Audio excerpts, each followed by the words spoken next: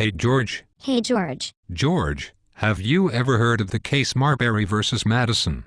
I have heard of the case, but I don't know much about it.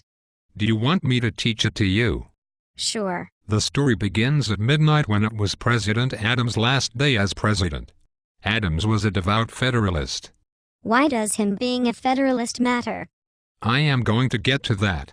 Since the Republicans were becoming a larger group, Adams feared that if incoming President Thomas Jefferson was going to get rid of the Federalists.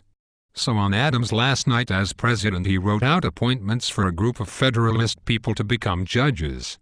But how is having Federalist judges going to help? It is going to help because there will be a Federalist influence in the courts. President Adams gave the task to deliver these appointments to Secretary of State James Madison. Madison delivered most of the appointments. But he was not to deliver the rest of the appointment by President Jefferson. One of the people that didn't receive an appointment was William Marbury. Marbury was furious. He was so mad that he brought the case upon the Supreme Court.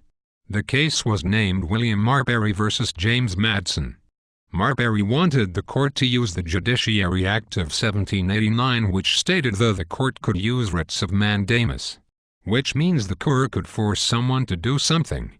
Oh, I remember that act, but in Article 3 Section 2 Clause 2 of the Constitution states that the court could only use the writs of mandamus only in cases involving ambassadors and other public ministers and councils. Good, George. But what was the final decision? It was that Madison did not need to deliver the appointment to Marbury. But good things came from this case, like a precedent was set. It created a judicial review and equaled out the powers between the branches. No, it makes sense. Thanks, George. You're welcome, George.